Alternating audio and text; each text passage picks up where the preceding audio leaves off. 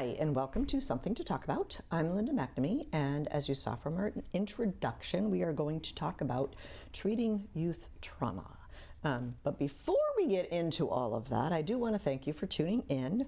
You are welcome to email me at talk@bcattv.org if you have a suggestion for a future topic, or have a question for my guest, whom you will meet momentarily, but you might forget her email address. I do want to thank the crew for today. We have Tad Stefanak, who's a staff member here, making sure all of us volunteers keep everything running smoothly. Gwyneth McNamee, Evan McNamee, Lucian Gates, and Elizabeth Fuller are volunteers who have given up their afternoon. We are recording this afternoon instead of nighttime like we normally do. But I do want to thank them for giving up their time to come and hang out at BCAT and make the magic happen. And also help everybody learn a little something new. And of course, I want to thank my husband Paul for staying home for daddy date night. Even though the kids are here, I'm sure the cats are demanding your attention. So, my guest, who has willingly and gratefully joined me, so thank you, Katherine McCarthy, right? Yes, who is the project director at, do you pronounce MAJECT? MAJECT? Yeah, MAJECT. Oh, okay, like magic. Yes. I love it. And you have a whole bunch of job titles, so let's just stick with that for now. Sure. So thank you for coming. When we first, as always, I like to kind of get to know my guest a little bit. So can you tell us a little about yourself, where you grew up, how you came to the Burlington/Boston area, and then eventually what made you get into this field of work? Sure. Well, thank you for having me. And I also go by Katie, so Katie McCarthy. And I grew up in the South Shore of Massachusetts. Okay. And then I went to Smith College. And Yay, Smith! I heard she's Linda's That was a question Smithy. on Jeopardy the other night about the Seven Sisters. I'm like, I know that. Yes. Okay. So I majored in psychology and education there. Me too. And then I worked as a 7th grade teacher for social studies for a couple years. And then Was that like out in Western Mass, or was that? No, in the South Shore. Okay. Yeah, and then I worked at Mass General Hospital as a research assistant, and then I went to California to get my PhD in clinical psychology. Okay. And I did a pre-doctoral internship back in Massachusetts at Community Health Link Youth and Family Services in Worcester. Wow. And then I started at my postdoctoral fellowship at the Trauma Center at Justice Resource Institute, or JRI, and that's where I work now. Okay. Yeah.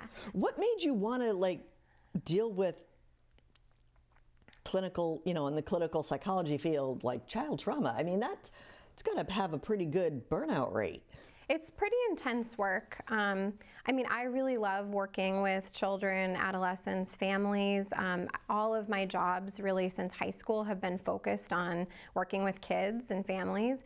So that's been my passion. And then in graduate school, I really focused on child trauma. So that's kind of where I started my focus. My dissertation was on evidence-based practices for child trauma. And that's really what I've been focused on. Wow. I'm impressed because I think I would just end up crying all the time. So what is the MAJECT program? Yes, so MAJECT, so it sounds like magic, which is nice, and it stands for Massachusetts Justice and Equity for Child Trauma. So it's a free-to-access grant-funded program, okay. And we're all virtual, and we provide telehealth services to children, adolescents, and families who have been impacted by trauma. Okay, how would a family find you? That's a great question. Because I'm you probably wouldn't just randomly go directly to the website, and I don't know if, a search would. So referrals or? Right. So we are a program of JRI. So within JRI, if a family is interested in individual services, since we're adjunctive services, we can do individual services that way. But one of our highlights of the services that we provide is our trauma-informed caregiving workshops. So we provide those to caregivers all over the state of Massachusetts, and we basically have a really large outreach list list of DCF workers, adoption and foster care. So we reach out to lots of different organizations among the state within JRI.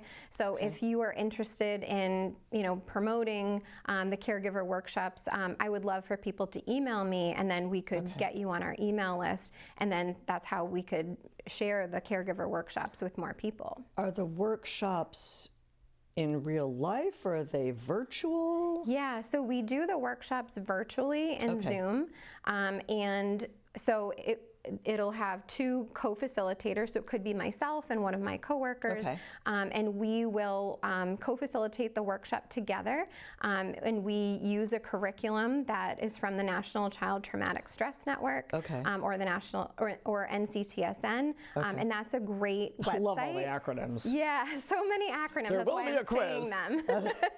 Yeah, and so if people are interested in more information about child trauma and resources, you can go to the NCTSN website, and you'll find that. But for our caregiver workshops, they are virtual, they're live. We don't record them because people are participating and sharing their stories in the workshop. So for people's privacies, we don't record, and we do breakout rooms in Zoom. So we might do breakout rooms based on like caregivers or parents who have similar age children might be in one room, and then so like younger children, and then older children, and kind of middle-aged children. So what are the ages of children that you consider still children? Is it like under 16, under 18, under 21? Yep, so ages 0 to 17. So for these workshops, so kids and families, so children ages 0 to 17, you need to live in or receive services in Massachusetts in order to access the workshops, and the children have experienced some sort of trauma. Okay, how do you define trauma? So trauma, is a kind of a big term. Yeah. And it's an emotional response to a terrible or violent event that's happened, and it really overwhelms someone's ability to cope with what's happened. And I can give a lot of examples of trauma because people might be like, what is it? Yeah, give me a couple, because I'm also thinking like, somebody, stubs their toe and it's the end of the world, and other people like lose a finger and they're like, oh, it's just a flesh wound. Yes. So there's the interpretation of, as well as the event itself. Yeah, so I'll give a bunch of examples. So bullying is an example of a trauma. Physical abuse, sexual abuse, witnessing domestic violence, neglect, a car accident, a natural disaster, losing a parent, or having a parent that uses substance abuse, uses substances, or has mental health concerns, and it's impacting their parenting. So as you were kind of describing the difference, trauma and the symptoms are subjective. So it really depends on how it impacts the person. Everyone will react to a trauma differently. Not everybody goes on to develop all the symptoms of like post-traumatic stress disorder or something like that. And some of the examples that you gave are one-time natural disaster or car accident, but some like bullying or physical abuse that could be ongoing. So are the approaches to the treatments different, or because they kind of have the same effect of that inability to cope, that it's all the same? So they could be. So there's a lot of different treatments for trauma. And so for complex trauma, we actually at JRI have a treatment called Attachment Regulation and Competency, or ARC, and it was specifically designed for complex trauma. It kind of meets the child and the family where they're at. It could involve parent sessions. It involves really working on that attachment relationship with the caregiver, working on regulation strategies for the child and also the caregiver. We call that caregiver affect management. So working on on the caregiver's affect and their regulation in order to be able to care and parent their child.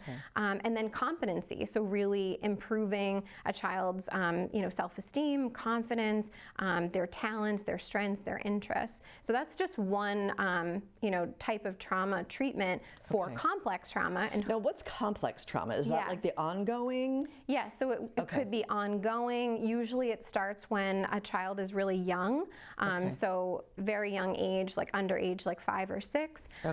And it also is, interpersonal in nature. So usually it's a caregiver that is, they witness, so the child experienced some sort of abuse by their caregiver. So, it's kind of uprooted what they think about their attachment and secure relationship with that caregiver. So what would you call something like a car accident? That would be like a single event type of trauma or acute trauma. Acute trauma, Yeah. Because I'm like, there's complex, and then what's, listening to that description, how do you encourage the adults to come to the class? Because a lot of times, if they're the ones causing the trauma, they don't want to be told what to do. I know I'm, generalizing, but that would be my interpretation. So is it like a court order where they're like, you have to take this class, or how do you build your audience? So we actually have 2 different types of caregiver workshops. So what you're talking about right now is a workshop for more like maybe biological or birth parents. So that workshop is, we call that the Breakthrough Parent Curriculum, or BPC.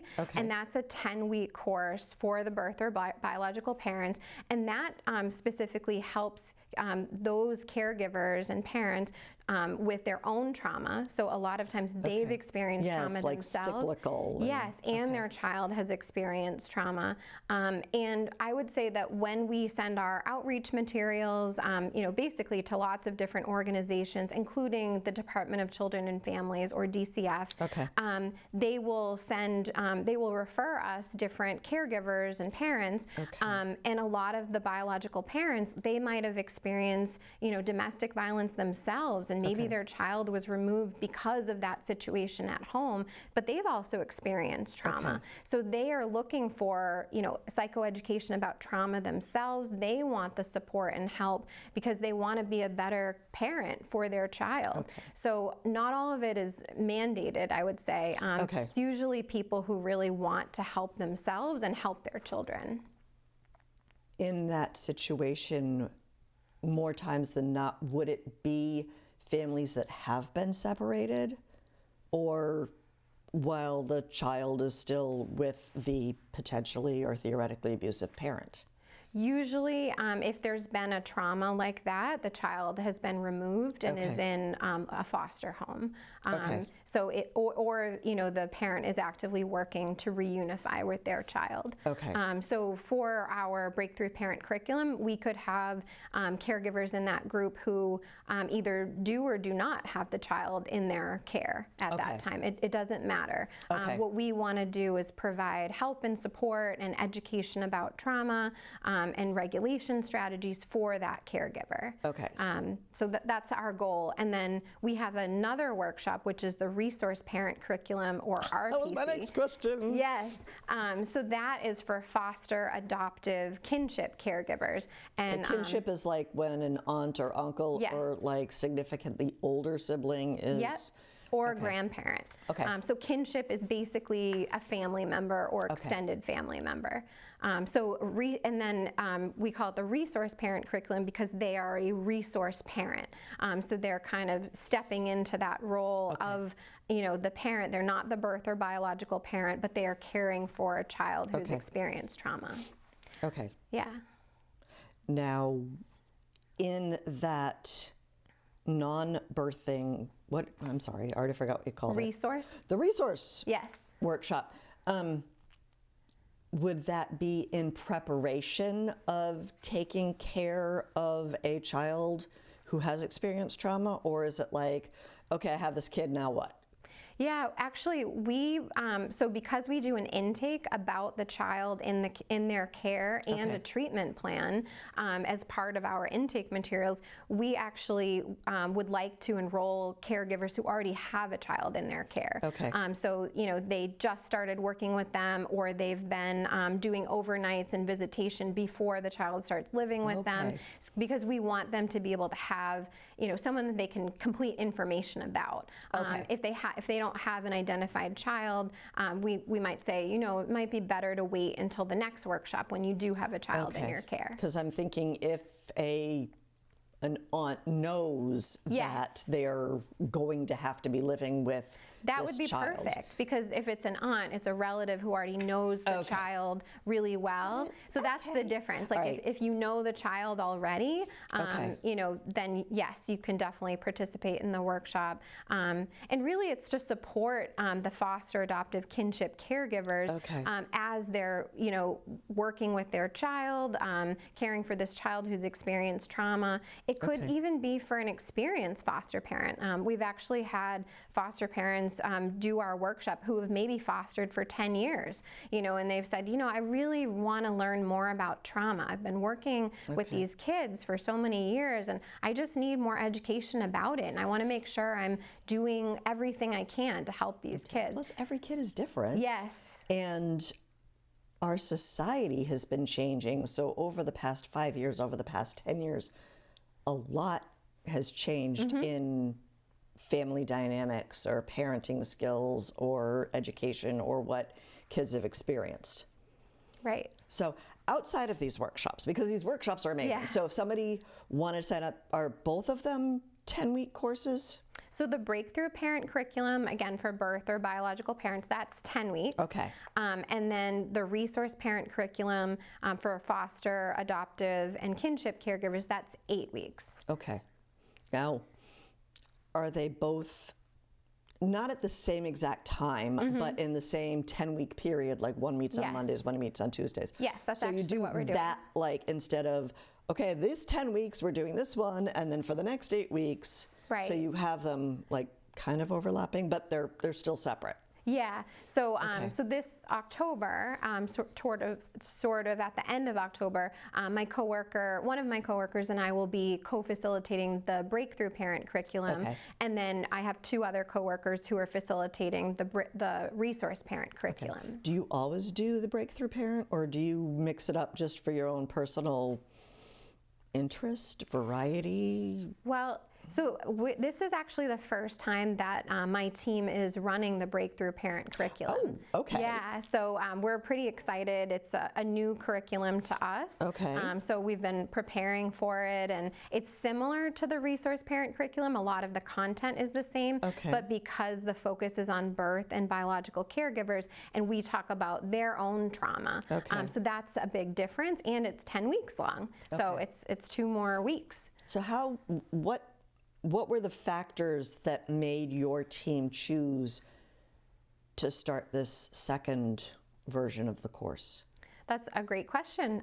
So we used to just run the Resource Parent Curriculum, Okay. 8-week workshop, and we kind of had mixed caregivers. So we would have Okay. biological caregivers with the foster, adoptive, and kinship caregivers. Okay. And then we got feedback from our planning team. So we have a group of people who basically give us feedback on what we're doing, and Okay. we got some feedback that it would be really helpful to separate the 2 groups and have a separate space for birth and biological caregivers and a separate space for foster, adoptive, kinship caregivers. So we took that feedback and we are running them separately. So we'll see how that goes, but I'm really eager to have that special space for the 2 different types of caregivers, because they do have different needs. Okay.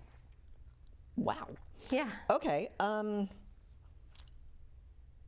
Was there anything you wanted to add about the workshops themselves, or can we branch off into other areas of outreach that you and your team provide? I think just more about the workshops is, we have the website that's on, the screen, so you can go there. We will offer these workshops every couple months. So if folks can't sign up, for the October dates, we will have them in a couple months again. And they can also email me to be put on the wait list to be notified about future workshops. Got it. Because I think we had talked about this earlier, when you enroll, you kind of have to commit to the whole thing. Yes. So that's a good point. So basically, we would like everyone to attend as many as possible. If somebody has to miss, like for example, for the resource parent curriculum, there's 8 weeks. So we would give a certificate of completion for someone who attends 6 out of 8.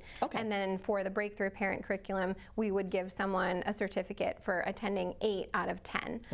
But if someone's going to miss more than that, we would really recommend that they join another group in the future, so that they just get the best benefit of all of the material, because it really does build on each week. So each week is kind of the foundation, and then you learn as you go.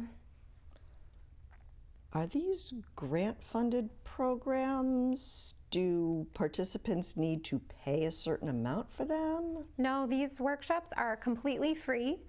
Virtual, and because we're grant funded, that's how we're able to provide it for free. What we do ask everyone to do is an intake. It is kind of a lengthy intake, but it's meeting an hour with me, and we do, Wow, I'm actually in an intake right now. And then, so we do the intake form, we do a brief treatment plan, and then I talk about how we'll send a survey. One of the other benefits of participating is that we do a pre-treatment and post-treatment survey, and participants get $30 of their choice, how they want to spend it, for doing each of those surveys. Oh, cool. Yeah. While they are participating in the course, might there be different resources available? Because if a birth parent is trying to, I guess, probably not the right terminology, but earn their kid back. Reunify. Yeah. There might be other treatments or other programs, like if there had been a substance abuse issue. So how do those interact, and can you redirect curriculum? I'm not even sure what I'm asking anymore, but what else would the family or the participants be working on at the same time? It really just depends on the situation. Like you said, maybe there's a substance abuse concern.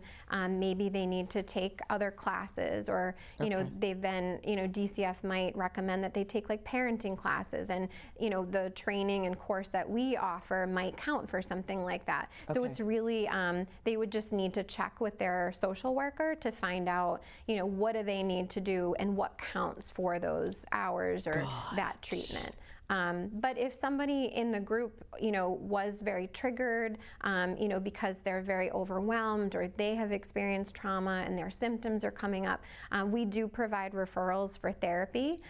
So where I work at JRI, we have a number of trauma-informed services, so I could direct them to our website and help them, make some connections to services. The co-facilitators of each workshop also provide consultation.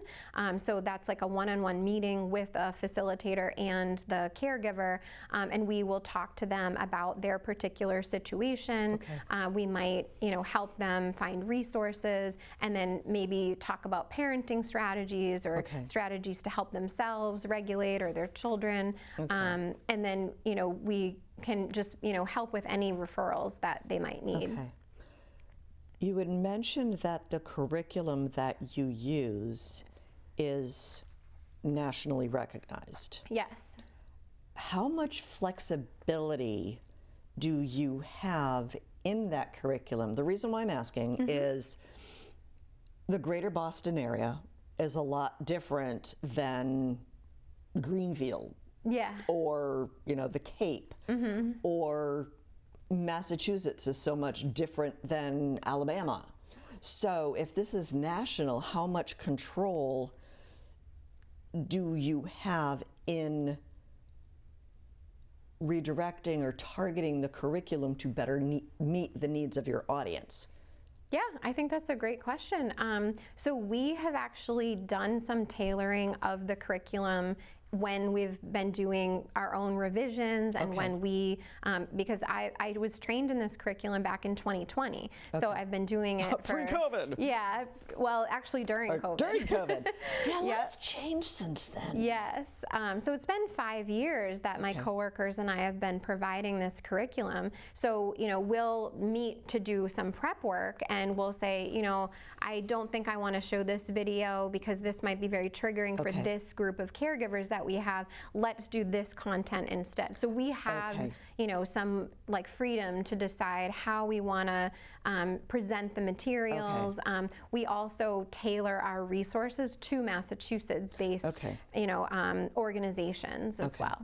Because that makes sense, but I'm thinking, you know, somebody inner city would be very, you know, again, I'm stereotyping, but I would think that they would have very different needs than somebody who is incredibly rural. Yeah. And you do have the flexibility. I don't think this was on here, so feel free to, like, we could change the subject, but how does socioeconomic or ethnic status impact your work? You know, I know sometimes language can be a huge barrier. We actually get a lot of inquiries about, you know, do you offer this workshop in Spanish? And unfortunately, right now we don't. Although we do have, you know, some of our staff speak Spanish, and that's been something we're hoping to do in the future. But we, at this time, we offer the workshops in English. But at JRI, we do have a lot of service providers, like therapists and other providers, who do speak English and Spanish. So if, you know, families are looking for a service in Spanish, you know, we probably can meet that need, especially in the North Shore. Okay, because I'm also thinking, you know, I heard recently that just here in Burlington, the elementary schools, there are like 50 different languages that people speak as their primary language. So it's more than just Spanish. I know there's a lot of Portuguese speaking, Indian, you know, the South Asian version, Chinese. So there's just so many different cultures and so many different languages and even so many different alphabets that, so you are still able to help them and guide them by pointing them in the right direction, even though it might not be this particular seminar. Right. Yeah, so yeah, our workshops are offered only in English. So, you know, we do have interpreter services at JRI, but we do, but I think they're more for individual services rather than our workshop. Right, that would be kind of hard, but okay. How would you describe like a typical participant? Is there a typical participant? Yeah, so caregivers can really join from anywhere in Massachusetts because this is virtual.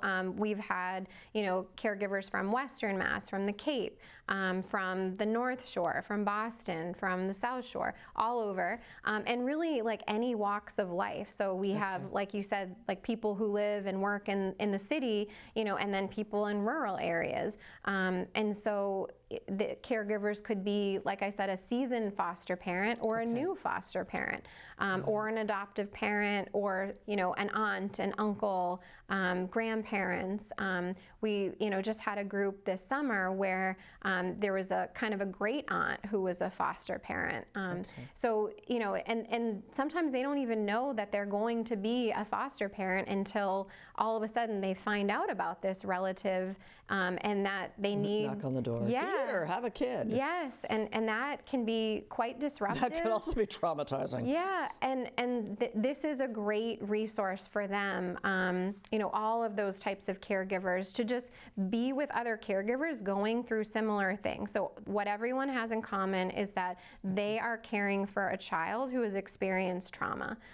For the birth and biological group, they may have also experienced trauma themselves, and their child has experienced trauma. So it's just, you know, caregivers have found that this workshop and group is so helpful and supportive. I mean, things that caregivers have told us is that they feel calmer because they've participated in the workshop series. They're able to kind of calm themselves, calm their children, regulate themselves. They know that they're not alone anymore because they've, heard other people's stories and experiences. So all of that I feel like is so helpful. When we do the last group of the workshops, everyone kind of shares everything they want to say, and it's so rewarding. I mean, that's why I do this work, because we hear the impact it makes on people, and just how much it's changed like how they view themselves and their child. Yeah, because 2 to 3 months, that's a big chunk of time. Yeah, it's a commitment. I'm just curious, the current, how big are the classes? So our target enrollment is about 14 people. Okay. But we do have, there's some attrition, so there will be people at the beginning who will say, I can't attend anymore. I just realized I have, surgery coming up, or this or that. Okay. So I would say our kind of sweet spot is, maybe like 10 to 12 participants, because it's all virtual, and we do breakout rooms, and we want to be able to see everyone on one screen when we're doing a big group discussion. And not like teeny tiny. Because hearing you talk, and the reason why I'm asking is, in the intake process,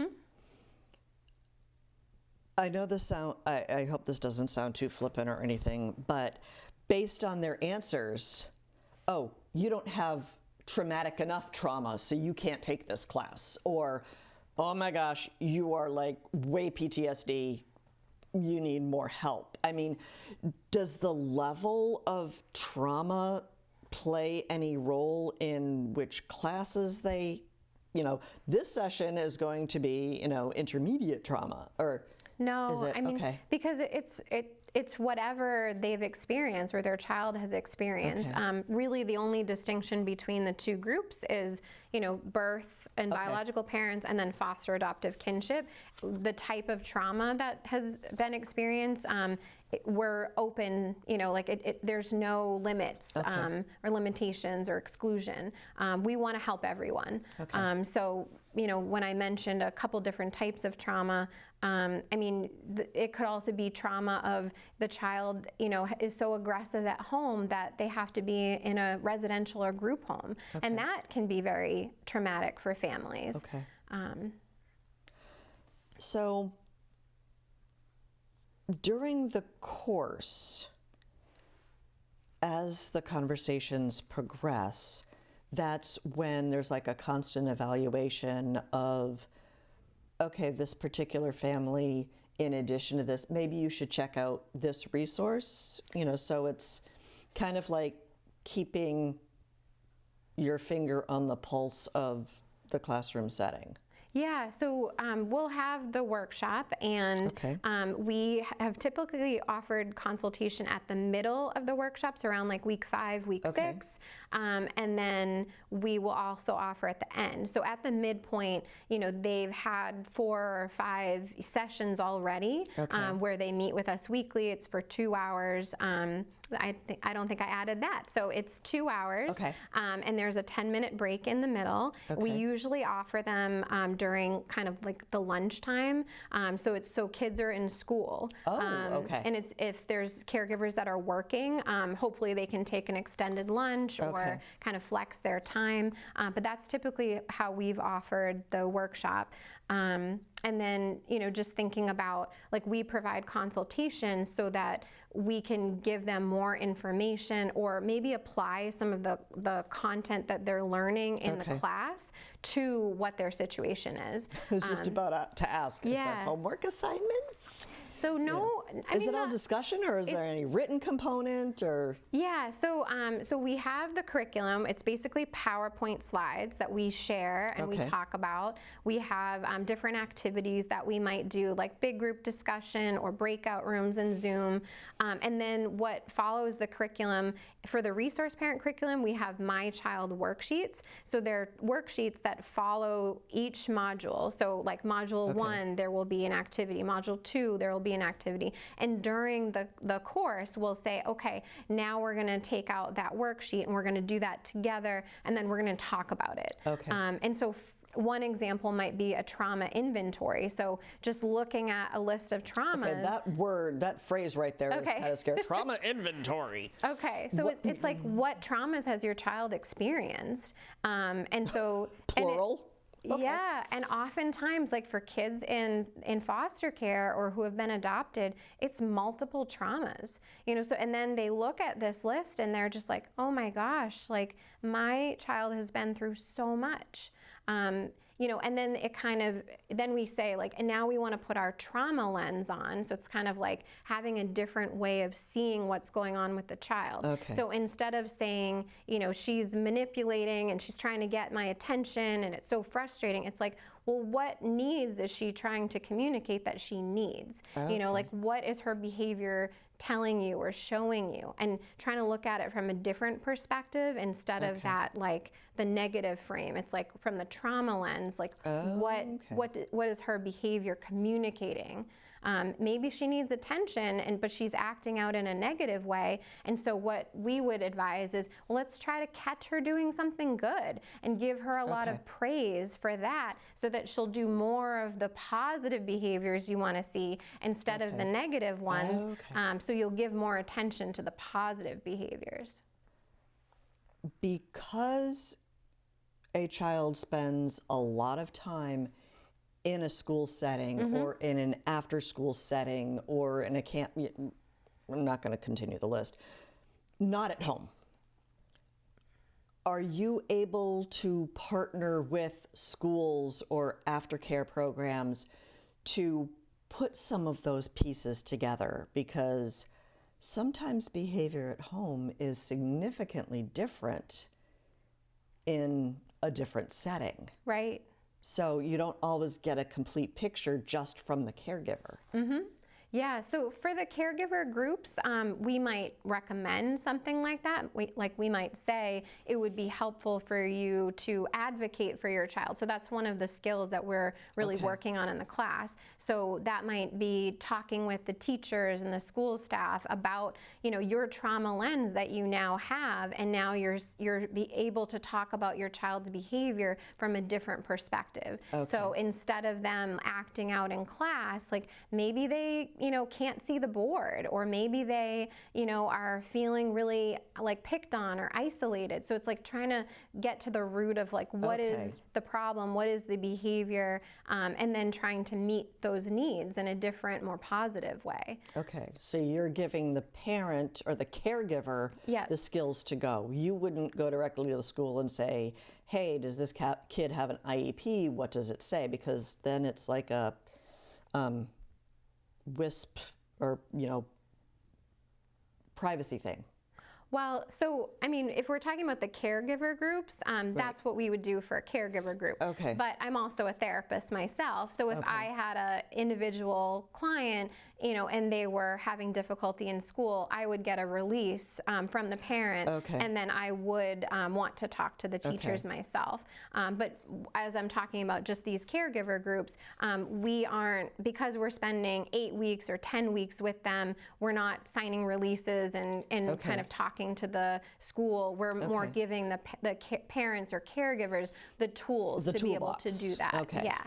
Because I'm thinking, sometimes the parent might just not realize that they could go, or they don't have the ability, the resources to go to the school because they're working, or there's a language barrier or something. Okay, so got that. Now you had mentioned, I'm thinking back to like the whole COVID thing. You had started the caregiver one in the middle of COVID? Yeah, we received training in the resource parent curriculum during COVID. Is there any way to tell how parenting has changed pre versus post? I mean, I would say things were very hard, during, like the COVID times. You know, Okay. a lot of parents were working from home and trying to help their child learn in virtual school, Right. you know, which was just so much. And the close proximity of everybody, you don't Yes. get your break. So Yes. So I think, you know, there was a lot of parenting stress, and there was a lot of stress for children too. I think one of the things that has been kind of a benefit of COVID is that we are able to be so flexible in how we provide services now.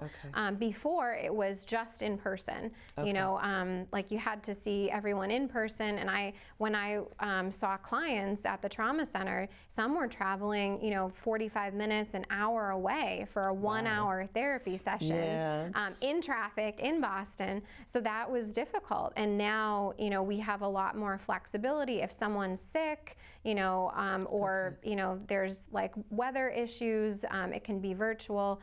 And then the program that I work with, MAJECT at JRI, we are actually completely virtual. So we provide, you know, all of our individual services and our caregiver workshops virtually. Is there a requirement, even though it's virtual, do they still have to be located in Massachusetts? Yes. Okay. How do you tell? I mean, we actually get people's mailing address because we mail those worksheets to them ahead of time. Okay. And so we know that they live in Massachusetts if they have a mailing address. Because I'm just thinking, well, maybe they went to Vermont for for a week. That's okay. I mean, so for the caregiver workshop, you know, if they are on vacation and still want to do the workshop while they're in Vermont, they could. That's not a barrier. We actually have families who the child may be receiving services in Massachusetts, but they actually live out of state, and they are still eligible for our caregiver workshops. Well, that's kind Yeah, because Massachusetts actually has a lot of resources for children and families. And so, you know, in the New England area, you know, caregivers will, you know, have their child, maybe they're receiving services here because they don't have those services in their state. Okay. How does somebody find out about some of these resources? Like all of the workshops or JRI or Everything. So on our website, so jri.org has a lot of resources. So JRI. No, let's back up a little bit. Yeah. I'm sorry to interrupt, but what exactly does JRI do? Okay. So In a nutshell. Yeah. So we are a large social service organization. We have a lot of different programs. There's like outpatient clinics that provide behavioral health. There's trauma specialty clinics. There's in-home therapy. There's family partners. So that's a caregiver with lived experience who can actually work with an adult. So, and then there's individual therapy for children, for adults. We have residential programs. We have group homes. We have services for adults, like more health services. So more stuff than we can ever imagine. I think there's over 100 programs that JRI has. And there's got to be a quiz. No. We had mentioned like the intake for your workshop. Let's bounce back to your workshops. I'm like all over the place. What kind of resources, like at the end, is there an evaluation? Is there a grading system for how you can, what kind of data do you need to move forward in improving the services?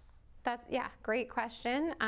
So we do a pre-treatment survey and a post-treatment survey, and we use that data to help make our services better. So we might look at that and you know, we'll see, you know, what kind of symptoms the children had at the beginning compared to the end. And what we have found is that overall, you know, and it's only an 8-week or 10-week workshop, but caregivers are reporting that their child's mental health symptoms have improved, that their self-esteem has improved, they have a better relationship with their child, and their child's post-traumatic stress symptoms have improved at the end of the workshop. And again, it's not that long, but we're seeing, you know, really great outcomes. So, and we also ask for feedback along the way in consultation, and then at the in the last group, what else could we do to make this better? Is there anything else that you would, suggest? I would say for the most part, a lot of caregivers are telling us that they just like having the supportive space because maybe they don't have friends or family who know what they're going through. They feel kind of alone in their caring for a child who's experienced trauma, and then they're with 10 or 12 other caregivers who are kind of going through the same thing, and they just feel wow, these people get me, they understand what I'm going through, and just feel so much better and more supported. So the evaluation, that's the word I was thinking of. The evaluation is more of a subjective, because it's okay, which symptoms, but it's not because I'm thinking, when I hear data, I think numbers and percentages, but that's really not what you're looking for. You're just kind of looking for a general, more subjective approach. We do give we do give a trauma questionnaire to the caregivers, and so it does show a decrease in trauma symptoms. And so I would say so there is a little bit of both. Yeah, I'm just kind of not getting into all of the details of the data. It's more like a summary of what we've seen, kind of big picture. As you were talking about some of the caregivers saying, oh my gosh, this was amazing, I learned so much, are participants allowed to retake the course? Because even though it's the same curriculum, they're different now. And sometimes if you yourself are so involved or engrossed in your own trauma, you don't always see the bigger picture. So is it acceptable to? So we've had a couple participants take the course again, but it's been after a couple years. So we've been running these workshops for a number of years now. I've been trained in it for 5 years. So we had a previous grant before this one, and I would say we've had a few people who took the workshop from that grant period and have repeated it now. But it really is the same curriculum. So we've had caregivers say, can I take it again? And we kind of say, well, if you just did it, in January and you want to do it now, maybe wait, a year or a couple years, maybe our next grant cycle or something like that. How long are the grant cycles? So the grant that we have right now is a 3-year grant, and we've completed 2 years so far. So we have 1 year left, and we have this year to really actively do outreach to try to get as many caregivers as possible to participate in our workshops. So for the outreach, it's really focusing on the workshops themselves. Yeah. Okay. What am I forgetting? Because I'm looking to collect data, post-COVID world. Okay. If you are not actively involved in that program, what can we do to help make your job easier? So whether we work in a school or an after-school program or just working with kids somewhere, our own kids' friends. How can we support the work that you do?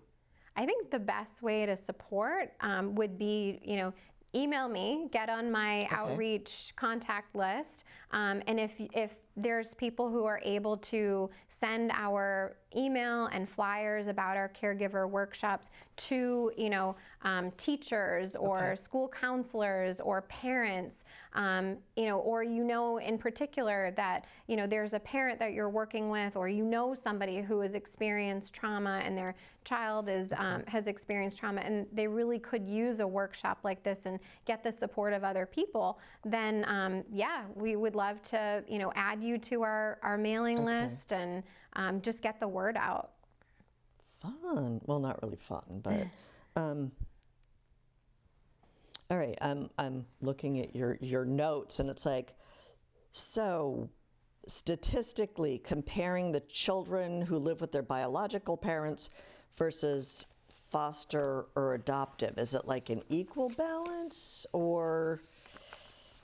how do those two groups compare? Yeah, so I'm going to look at my notes for this Oh, one. absolutely. Yeah.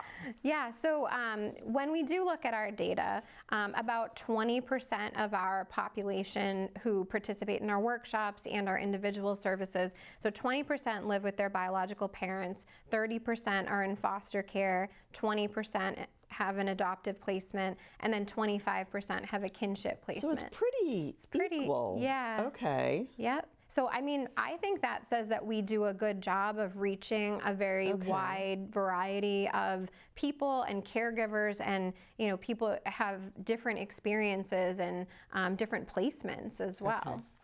And I'm also curious, and I probably don't have that on your list, but have you ever looked at single kids versus multiple children in the same household? And you're always hearing stories about the only child experience versus the family that has, 5 or 6 kids. And their experiences could be different. Do you pay attention because trauma is trauma, or? So for the workshops, we actually have the caregiver identify one child who may be having a particularly difficult time, and we identify them for the intake and the survey and the treatment plan. But we also count, how many siblings are in the home. So, I just did an intake with the family, and, there's 5 kids in the home. So we talked about one child for the intake, but there's 4 other kids that are basically benefiting from the service because it's sort of like the parent is learning these skills and resources and strategies, and not just that child that they identified will benefit from it. All of them will. I'm just laughing going, Yeah. I'm going to help you because you're my favorite. And the other ones are going to have to know. But I know. I'm making Usually they pick the child that's having the hardest time. Yeah. Well, exactly, because that's like, fix this and everything, the dust will settle around. Yeah. For parents who either need parenting classes or in the foster care system,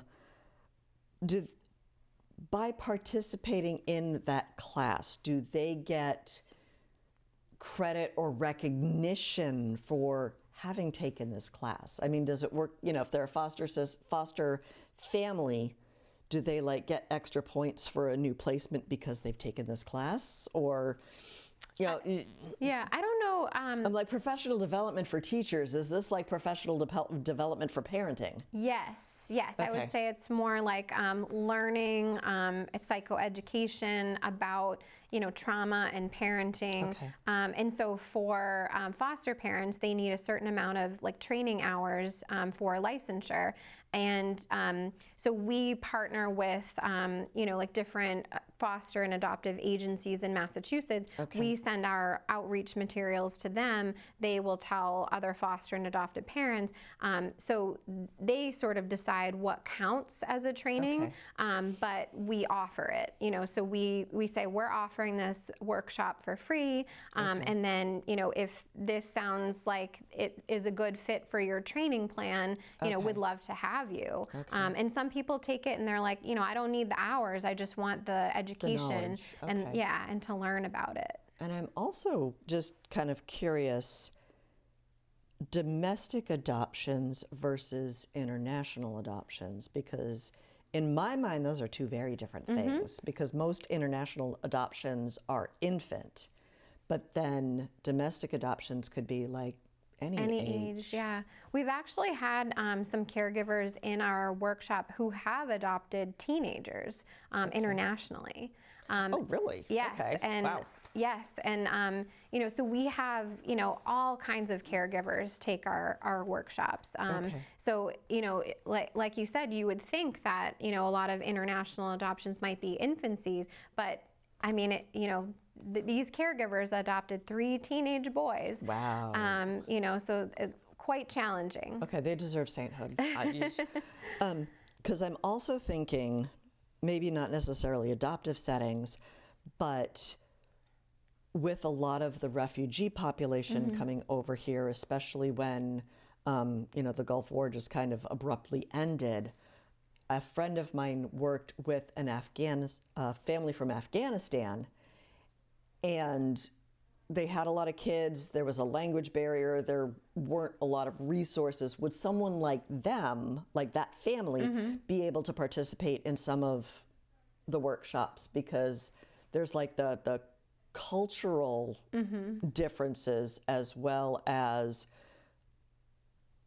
oh my gosh, I have to be responsible for these, 5 humans. Yeah, so I think for the type of family that you're describing, that they might fit in like the birth and biological parent group, because they're all experiencing trauma. They're refugees, and they've experienced like war trauma. So they could, uprooting your home and moving halfway around the world. Yes, that in itself is a trauma. So I would think the breakthrough parent curriculum would be something that they could access, because they could talk about the trauma they've experienced and that their children have experienced. Okay. Because there's the trauma that they face, but also the trauma here, all of a sudden getting thrown into a school and, how do I get my license? How do I find a job and make sure all the paperwork and everything? Wow. Yep. Okay. We have a couple minutes left. So is there anything that you wanted to address that we haven't? Or anything that you want to repeat? Because my memory is a goldfish. I forget stuff. I think the biggest takeaway is just that we have these caregiver workshops that are going to be ongoing for the next year. Okay. People can reach out to me at my email, at the website, and depending on how much time we have, I could give like a grounding strategy. Sure, let's try that. Okay. As long as it doesn't take like 20 minutes. No. Okay. All right. So one could be, so we could sit comfortably. Okay. I'm just going to leave that down there. And this strategy could be, if someone is kind of feeling overwhelmed or anxious or triggered by something, this is grounding to kind of get you back in the present moment. And so it's kind of orienting you to what's all around you. So it's a 5, 4, 3, 2, 1 strategy. Okay. So it's 5 things that you can see, 4 things that you can touch or feel, 3 things that you can hear, 2 things that you can smell, and then 1 thing that you can taste. So we could do that together right now. So like in this room. I'm thinking smell and tasting is going to be tough, but okay, sure. So 5 things. Yep, that you can see. 1, 2, the cameras. Yep. 3, the dust bunny. Yes. Glasses of water, and my shoes. Well, yes. I can't really see my shoes. Perfect. Okay, so 5. Yep. And then 4 things that you can touch. Chair. So it could be, the smooth the papers chair, that I dropped. the papers. Oh, so we are like describing. Yeah. Okay. The table. And maybe like the soft dust bunny. Yes. Okay. And 3 things. Oh, yeah. Oh, okay. All right. So that's 4. 3 things that I can hear. I hear your voice. I don't hear anything else. I don't hear the air conditioner. I am about to probably hear somebody from the back room say you're out of time. But those are 3. So 2 things we smell. Yes. Okay. I'm looking forward to smelling chocolate chip cookies. I don't know if that counts. And smelling the fresh air. And 1 taste, the water. Yes. Water break, stay hydrated. Yes. And we're out of time. Yeah. Oh my gosh, that was perfect. So thank you so much for giving up your time to come here and tell me everything that you do, or not everything, but a lot of what you do, and how it is playing a role in helping and giving tools, giving people and individuals the tools to live happier, better lives. That's kind of sums it up. So anyway, thank you for joining me. And I also want to thank everyone for tuning in. I hope you have learned a little bit of something, especially, how all of us experience trauma and how we can overcome that and break that cycle. Thank you very much for tuning in. I will see you around town. Good night.